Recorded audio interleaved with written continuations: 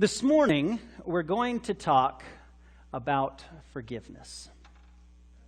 Forgiveness is something that's easy to talk about, and yet many times hard to practice. We see Jesus' example of forgiveness dying on the cross.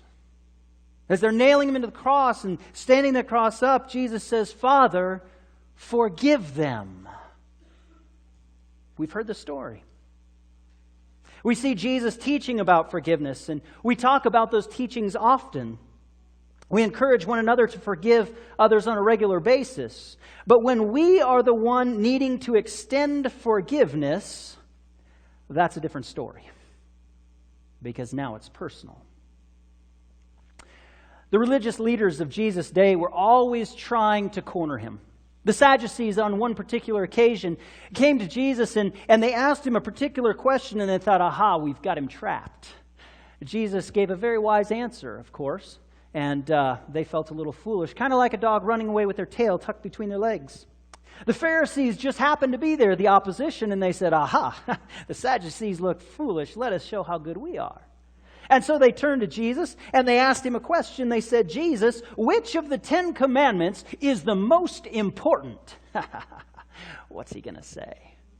And so Jesus responds in Matthew 22 and he says, "You shall love the Lord your God with all your heart, with all your soul, and with all your mind. This is the first and great commandment." Jesus refers to the Old Testament, quotes the Old Testament. Make God number one. That's the first thing. And then he goes on and says the second is like it. You shall love your neighbor as yourself.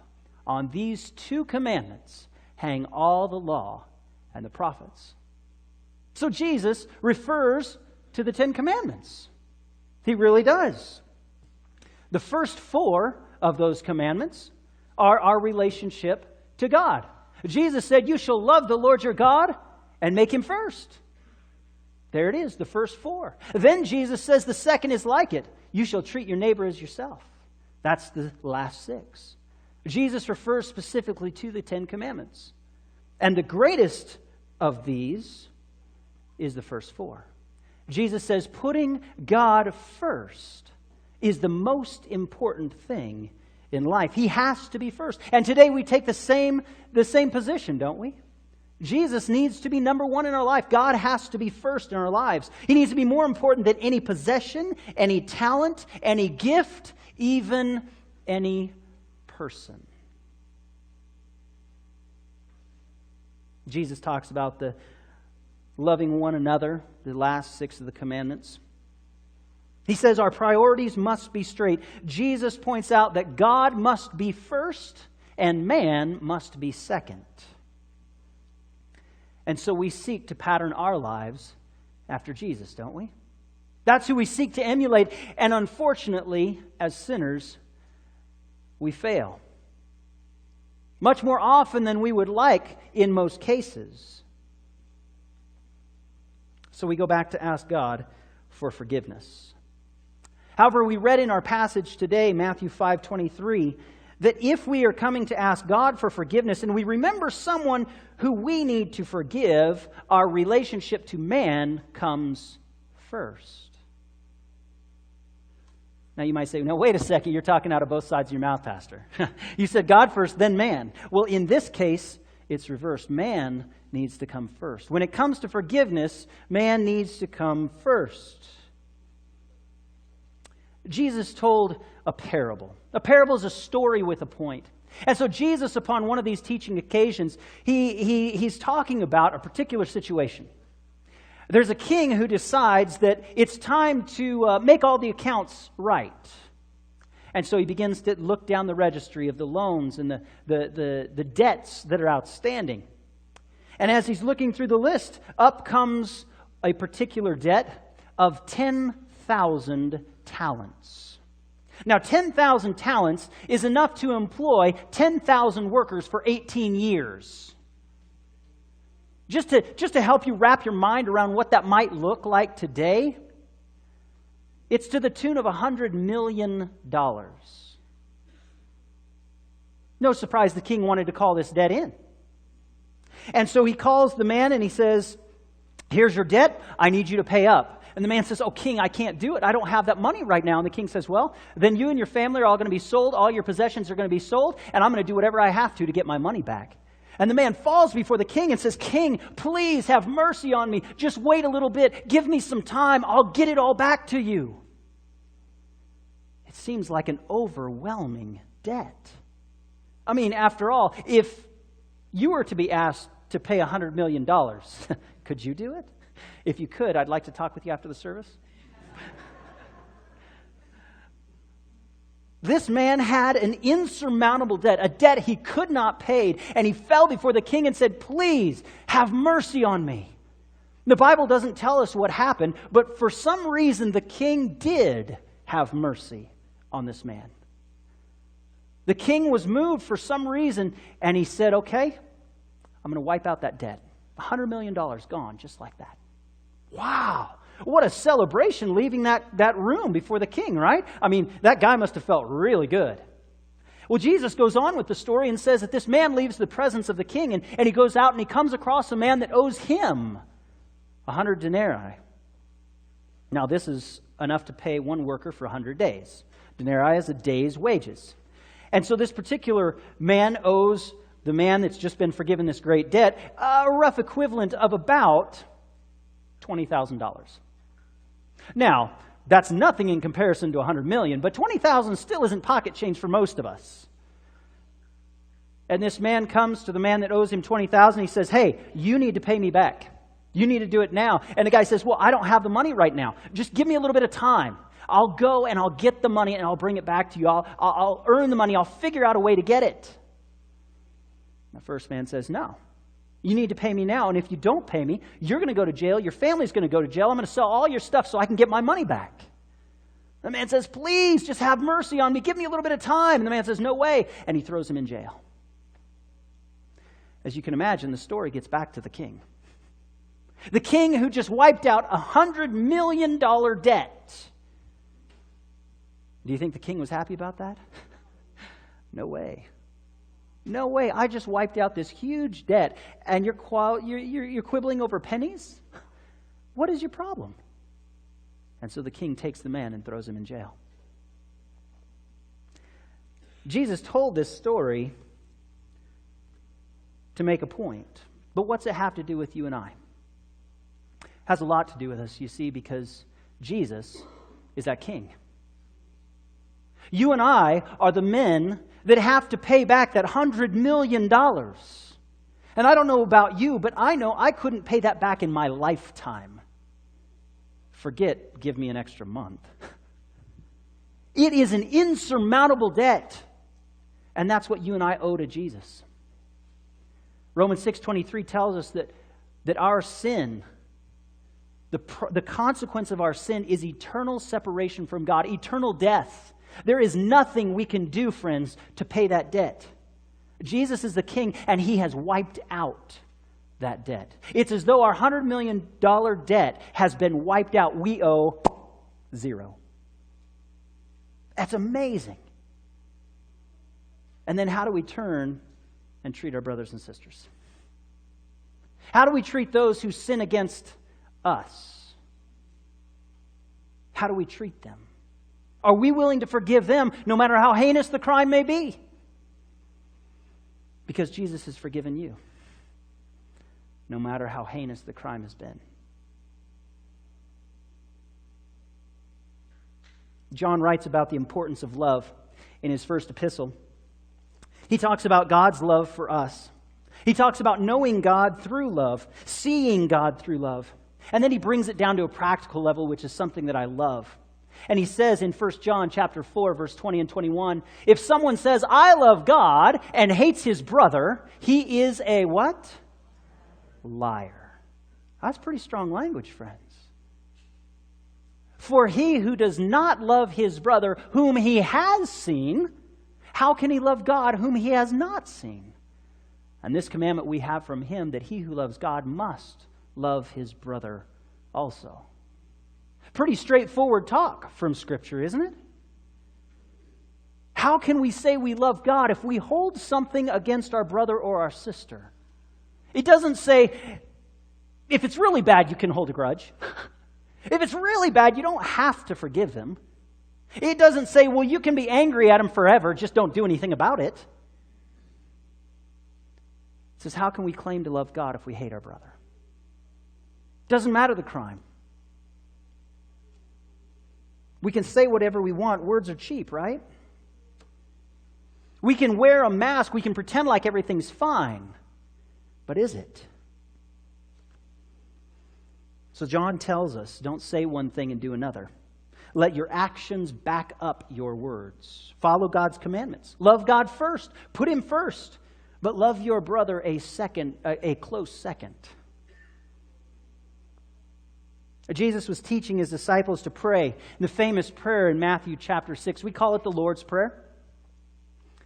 And after Jesus intimates those words that we recite as the Lord's Prayer, He goes on and He says this, if you forgive men their trespasses, your heavenly Father will also forgive you. But if you do not forgive men their trespasses, neither will your Father forgive your trespasses. So there's a little equation here. If you do, then I will do. If you do not do, then I will not do. If you forgive, you will be forgiven, just like the story Jesus told, the story about the king.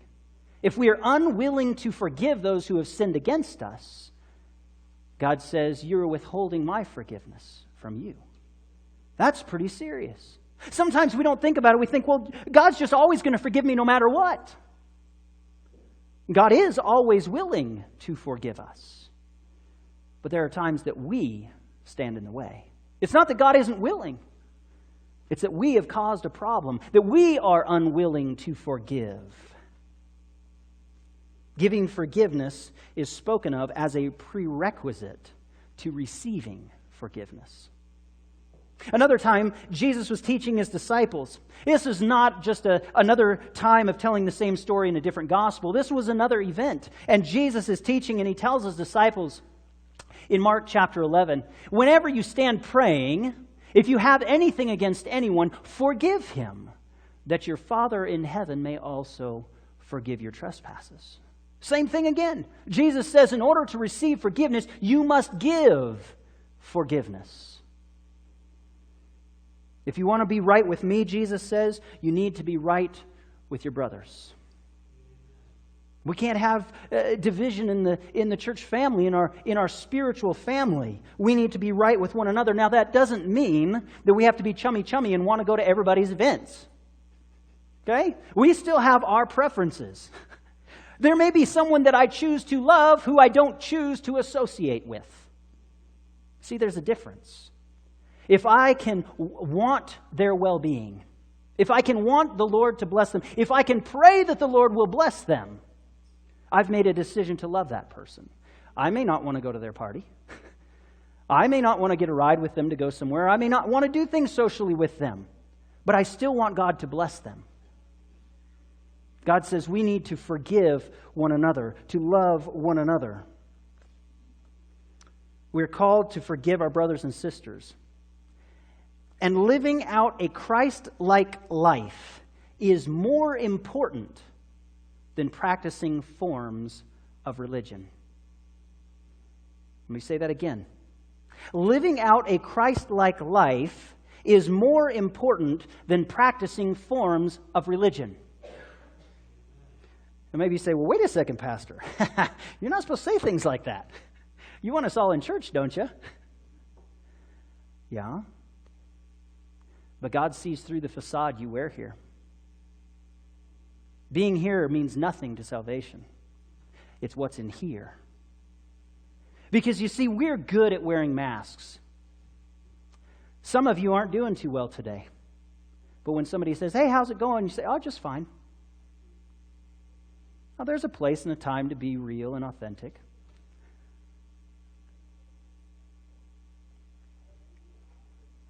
Paul tells us in Galatians chapter 2, verse 20. He says, I have been crucified with Christ. It is no longer I who live, but Christ lives in me. And the life which I now live in the flesh, I live by faith in the Son of God, who loved me and gave himself for me. You see, it's not about what we wear on the outside. We can do all the religious things. We can go to church. We can give our tithe. We can do good things for others. And yet we can be lost. Because if we aren't willing to extend forgiveness to our brothers and sisters, forgiveness is withheld from us as well. That sin stands in the way of our relationship with our Heavenly Father. Stands in the way of the only hope that we have of salvation. We are to be crucified with Christ. We are to let Him live in and through us. So we don't live by the standards of this world, holding grudges and getting even, no matter how much we might want to. And believe me, I've been there. I've experienced anger that I didn't know existed in my being. I know what it is to be mad. And I know what it is to extend forgiveness when it's not deserved. I'm no saint, don't get me wrong. Maybe you've been there too. It's hard to do, and sometimes we feel like we punish others by withholding forgiveness. But you know, the reality is we only hurt ourselves.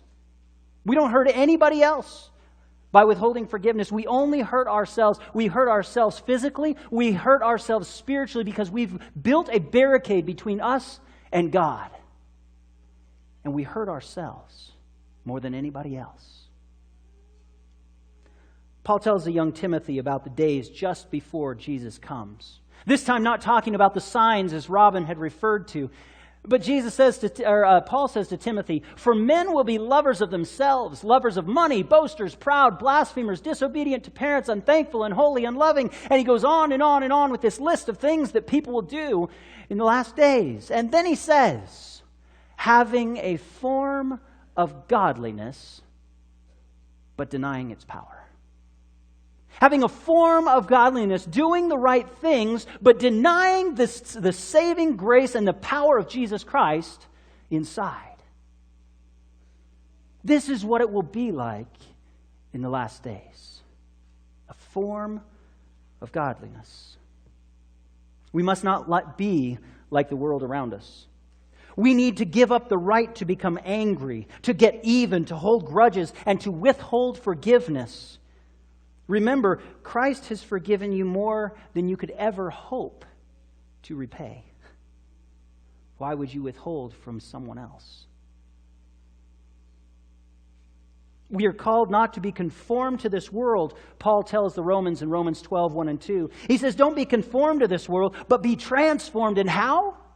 By the renewing of your mind. Give yourself the right to forgive others when they don't deserve it. Give them what they don't deserve. Be willing to extend forgiveness. Because we are to be transformed by the renewing of our minds. So we're called to forgive one another when someone has sinned against you. Jesus gives a principle in Matthew chapter 18 that I think we would do well to heed. It's something far too often we overlook. We don't pay attention to. Maybe we've read it before, but it went in one eye and out the other ear. We've read it time after time, but how often do we practice it? The Matthew 18 principle to dealing with sin. Jesus says the first step, if your brother has sinned against you, is to go to your brother and talk to him. See if you can work it out. That is the best way, hands down, to dealing with controversy.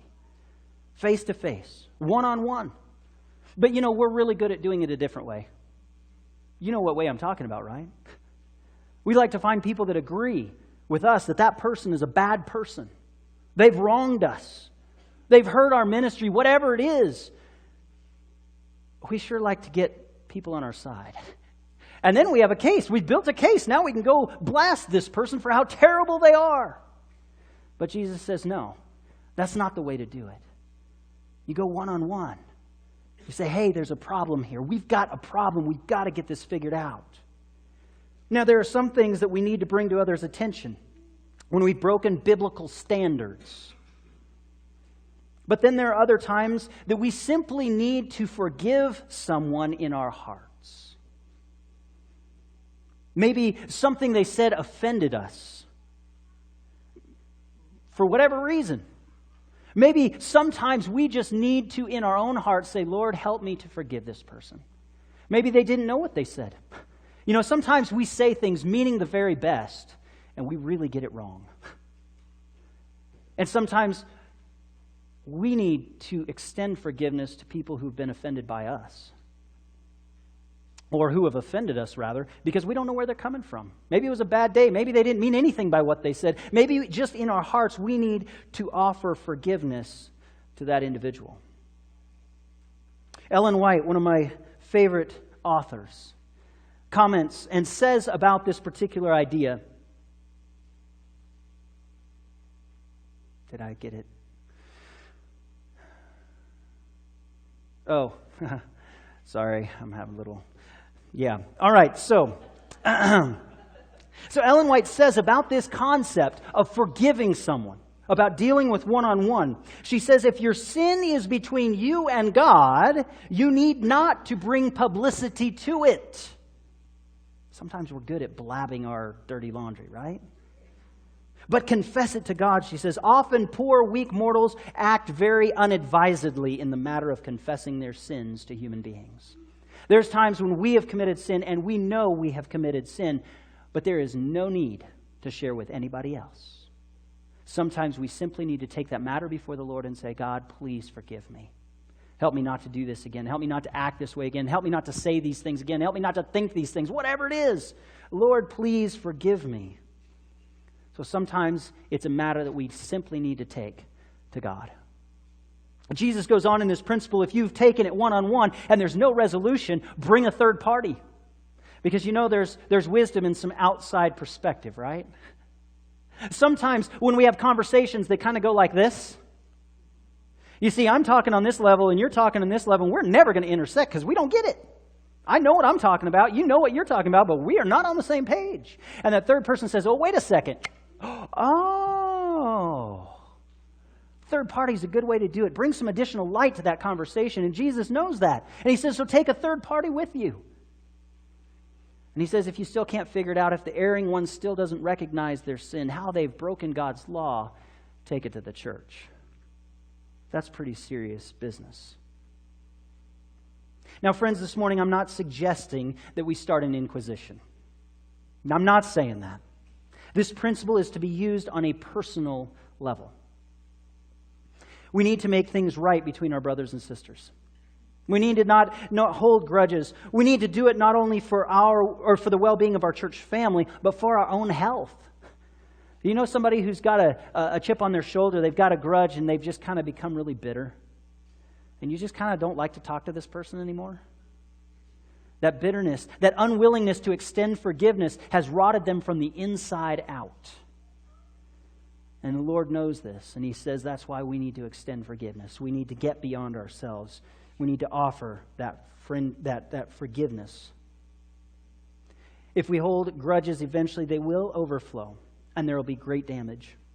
Referring to our scripture reading today, Ellen White comments and says, here it is, our gifts, our prayers are not acceptable to God while we leave this duty, this would be forgiveness to others, as we leave this duty undone and let the poison of envy, evil surmising, and jealousy take possession of our souls and spoil our union and happiness. Oh, how much unhappiness would be spared and how many evil thoughts would be quenched if believers would take up the work that Christ has said must be done to prevent evil thinking and evil speaking. What damage is done when we do not offer forgiveness to each other.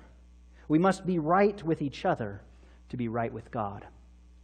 Again, Ellen White says, right believing means right doing. Christ gave his life to make it possible for you to be a partaker of the divine nature. Remember that the Lord will bless all who put their trust in him.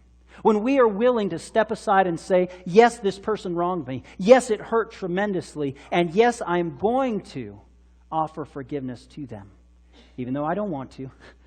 Even though it makes no logical sense to me at all, this is not the way we do these things, I'm going to trust God. I'm going to believe that when he tells me that I need to forgive others, he means it, and that it is actually for my benefit. I am going to offer forgiveness. Now, that doesn't mean all the ill will just disappears like that.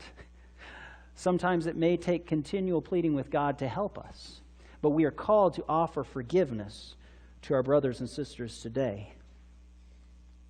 So today, as we celebrate the communion service together, let's make sure our hearts are right.